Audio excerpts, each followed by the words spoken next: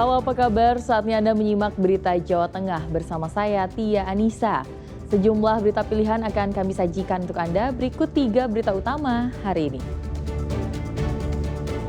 Ratusan lapak pedagang pasar pagi di Kabupaten Pemalang terbakar. Wanita pembuang bayi di sebuah indekos di daerah Jember, Solo akhirnya ditangkap polisi. Polrestabes Semarang tetapkan sopir bus PO Cahaya Trans sebagai tersangka atas kecelakaan maut yang menewaskan 16 orang.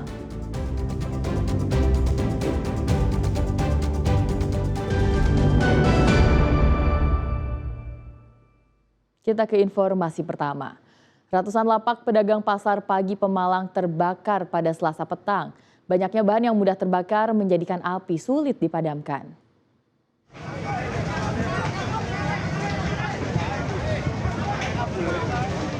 Kebakaran hebat Selasa dini hari terjadi di Pasar Pagi Pemalang.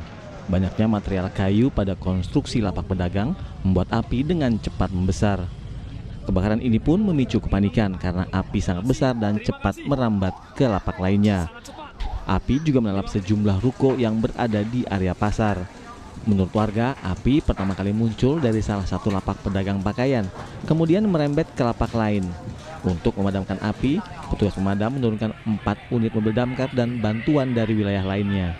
Dari kios los nomor 5 di Pasar Kaki 5. Untuk penanganan damkar menurut jalan gimana, Mbak? Penanganan damkar cukup cepat menurut saya. Ya ada dari berbagai daerah. Bantuan suplai air bersih dari BPBD ada 2 unit dan dari PDAM turun ada 2 unit. Untuk armada damkar sendiri 4 unit. Ini kebetulan sudah ada komunikasi dengan kabupaten kota lain untuk bisa merapat ke kita. Belum diketahui penyebab asal api, namun kerugian material diperkirakan mencapai ratusan juta rupiah. Kuncoro Wijayanto melaporkan dari Pemalang. Wanita pembuang bayi di sebuah indekos di daerah Jember, Solo akhirnya ditangkap polisi. Pelaku mengaku ia membuang bayi karena malu memiliki anak di luar pernikahan.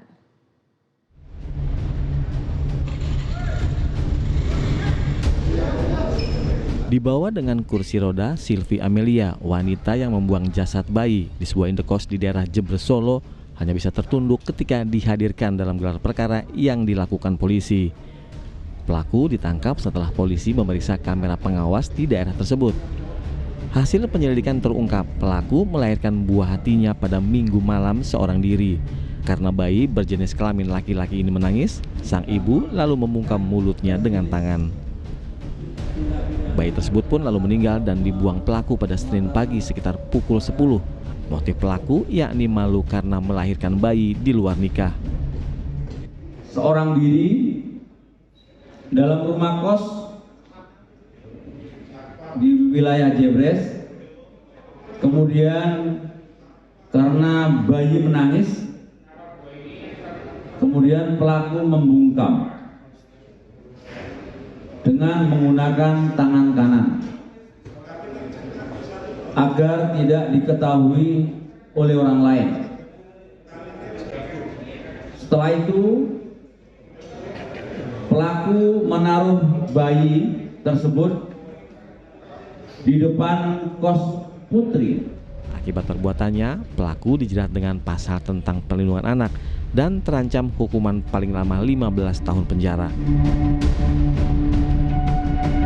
Heri Prastio melaporkan dari Solo.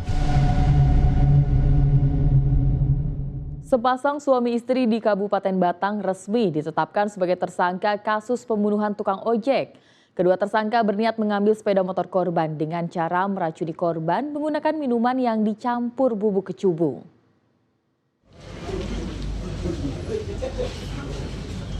David Kurnia dan Siti Mairah, pasangan suami istri yang ditangkap Polres Batang ini, terancam hukuman 15 tahun penjara setelah membunuh seorang tukang ojek di Gringsing, Kabupaten Batang.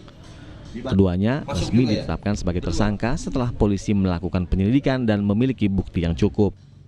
Dari penyelidikan, polisi mendapati rekaman CCTV di sekitar lokasi kejadian bahwa korban sempat berboncengan dengan tersangka Siti Mairah. Di rekaman lainnya, Terlihat kedua tersangka mengendarai motor korban.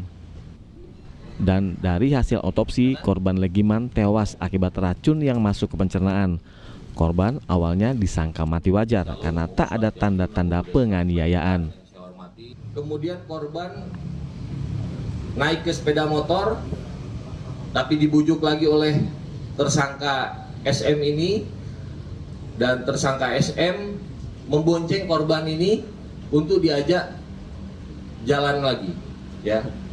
Sampai dengan TKP di Jalan Raya Beton, di sana sudah ada tersangka DK yang sudah menunggu. Karena kondisinya sudah berhalusinasi dan korban mungkin karena faktor usia tidak kuat, ya, akhirnya korban pingsan dan meninggal dunia. Ya. Kemudian Modus para tersangka yakni Siti Merah bertugas merayu korban untuk diajak berkencan dan membujuk korban agar meminum minuman yang telah dicampur bubuk kecubung. Setelah korban tak sadarkan diri, tersangka David datang dan membawa kabur motor korban. Diduga kedua pelaku telah melakukan aksi serupa lebih dari satu kali.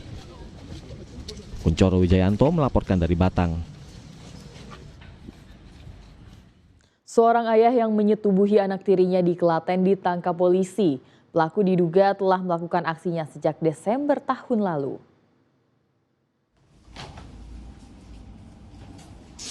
Pria berinisial S ditangkap petugas Satreskrim Polres Klaten karena menyetubuhi anak tirinya yang berusia 10 tahun. Pelaku ditangkap di salah satu rumah di daerah Manis Renggo. Tersangka melakukan aksinya ketika ibu korban sedang tidak ada di rumah. Kemudian tersangka membujuk dan mengancam korban. Perbuatan tersangka diketahui setelah korban memberitahu ibunya dan langsung melapor ke polisi. Diduga tersangka menyetubuhi anak tirinya lebih dari 10 kali sejak bulan Desember tahun 2024 hingga November 2025. Tersangka melakukan aksinya setelah mengkonsumsi pil sapi dan minuman keras. Modus yang bersangkutan yaitu tersangka nafsu terhadap korban karena terpengaruh pil sapi dan minuman keras. Jadi yang bersangkutan lalu melakukan aksinya setelah minum minuman keras atau menggunakan pil sapi. Atas perbuatannya, tersangka dijerat dengan pasal tentang perlindungan anak dengan ancaman hukuman 7 tahun penjara. Krisna Agung melaporkan dari Kabupaten Klaten.